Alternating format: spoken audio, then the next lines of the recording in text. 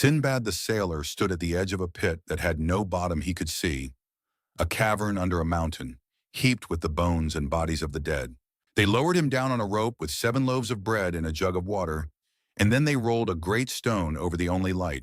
He was not dead. That was the custom of this kingdom. When a wife dies, her living husband is buried beside her. And his wife had just died.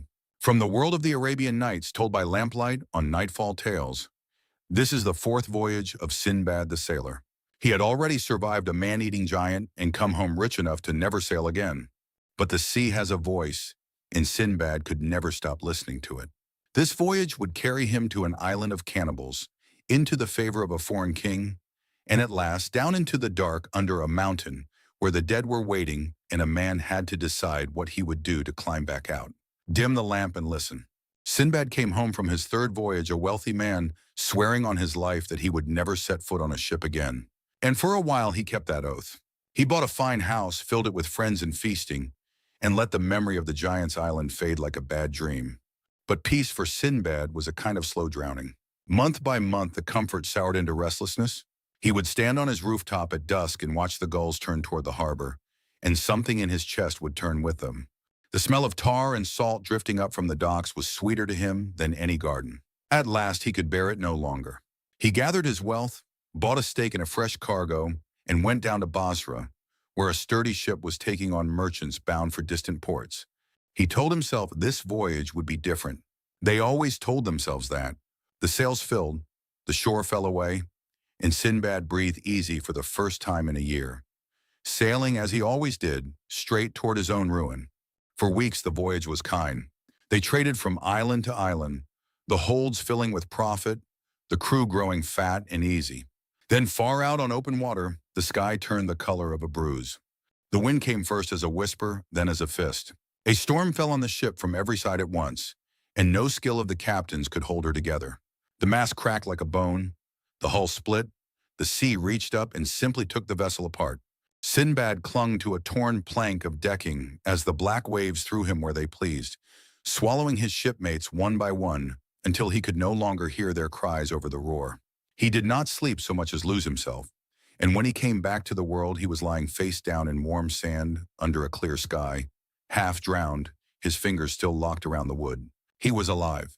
A handful of others had washed up near him, coughing out the sea, and down the beach, watching them in silence, stood a circle of naked men.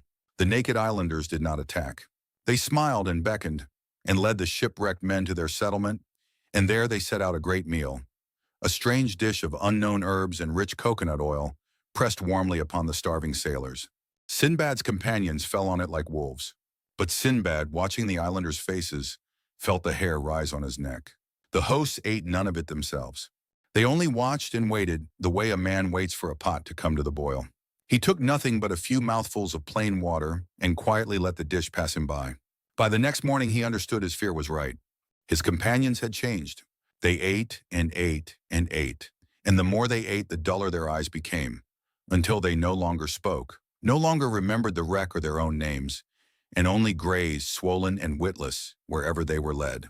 For these islanders were a tribe of cannibals, and their custom was this: feed the strangers the herb that drowns the mind, fatten them like cattle, and devour them when they are ripe. Sinbad's friends were being made into a feast, and they would never even know it. Sinbad would not lie down and be eaten. While the islanders busied themselves with their fattening herd, he slipped away from the settlement and ran. Lean and clear-eyed where the others were swollen and emptied, he fled across the island, living on raw herbs and what little he could forage, walking by day and hiding by night, certain that each shadow was a hunter at his back. For 7 days he ran from the place of the cannibals. On the 8th he came over a ridge and saw on a far shore men at work, ordinary men, gathering grains of pepper into baskets. He stumbled down to them weeping, and they caught him before he fell. They were merchants of another country, and they marveled at his story, for many had washed up on that cannibal coast, and none had ever walked out of it. They shared their bread, let him rest, and when their work was done, they took him aboard their boats and carried him across the water to their own land, to a great and orderly city ruled by a king. Sinbad believed, as he stepped ashore, that the worst of this voyage was behind him. He could not have been more wrong. In the king's city, fortune turned to Sinbad at last, or seemed to. He noticed that the people, for all their wealth, rode their horses bareback, gripping the manes with no saddle and no stirrup in the whole kingdom. So Sinbad had a saddle made, and a bridle, and stirrups of iron, and he presented them to the king. The king rode in the new saddle and was amazed, and overnight Sinbad became a man of high honor at court, rich again and beloved. To bind this useful stranger to the kingdom forever, the king gave him a wife, a woman of noble birth, beautiful and gracious and wealthy. And Sinbad married her and was happy and began to think of one day bringing her home to Baghdad. Then a neighbor's wife died, and Sinbad saw the custom of this place with his own eyes. The grieving husband was dressed in his finest clothes. And then, while he yet lived and breathed and wept, they carried him to a mountain and lowered him into a pit alongside his dead wife's body and sealed them in together. For this was the law of the land that had welcomed him. When a husband dies, his wife is buried alive with him, and when a wife dies, the living husband goes down into the dark beside her. Sinbad stood at the graveside and felt the warm kingdom turn to ice around him. Sinbad went to the king and begged to be made exempt, being a foreigner, but the king only shook his head. The law was the law, there was no mercy in it and no exception. And then, as if his dread had summoned it, his own wife fell sick. Within a few days she was dead. There were no tears the king would accept and no plea he would hear. They dressed Sinbad in rich robes as though for a wedding, and they laid his wife's body on a bier, and they carried them both up the mountain to the mouth of the pit. They tied a rope beneath his arms and gave him 7 loaves of bread and a jug of fresh water, provision, they said, for as long as it would last. And they lowered him down into a vast natural cavern in the heart of the mountain. His feet touched the floor, and the smell told him where he was before his eyes could adjust.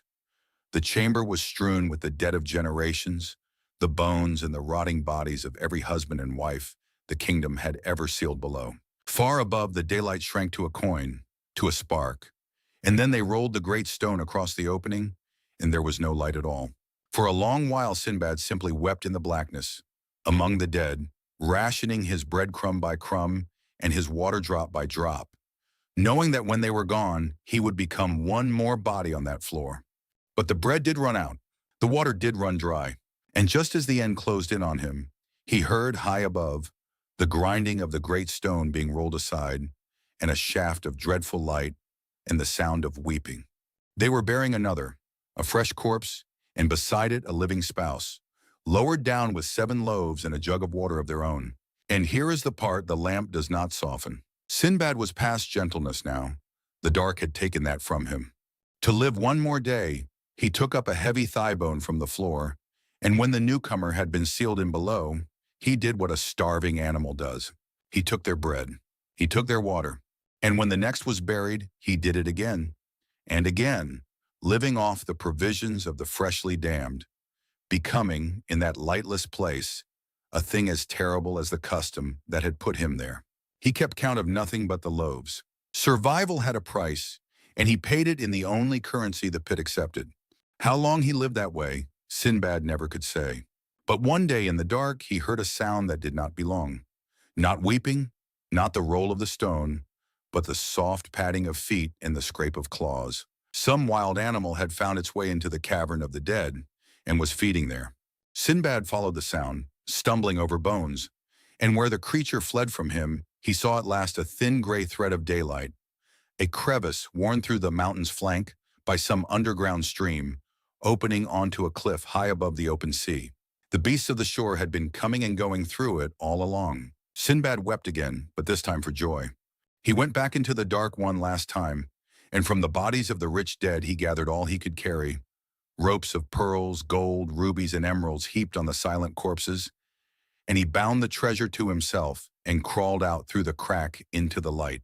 For days he lived on that lonely shore, waving his linen at the horizon, until a passing ship saw him and sent a boat, and lifted the haunted, glittering survivor up out of his grave and onto her deck. He sailed home to Baghdad richer than he had ever been, and far more afraid of what a man will do to stay alive. He swore again that he would never sail. And far out beyond the harbor, the sea was already murmuring of a 5th voyage. That is the 4th voyage of Sinbad the Sailor. The voyage that took him past the giant's brother in horror, down into the dark under a strange mountain, where he learned that the will to live can carry a man to places as black as any monster's cave. They told this tale by lamplight to remember that the sea gives gold with one hand and takes the soul's peace with the other. Sinbad came home rich and could not sleep. If you have followed his ship this far into the night, stay with us. There are 3 voyages still to come, each stranger and more perilous than the last. The old man of the sea, the giant bird that darkens the sky, the rivers that run under the world. Subscribe, light the lamp again after nightfall, and we will sail the 5th voyage of Sinbad together.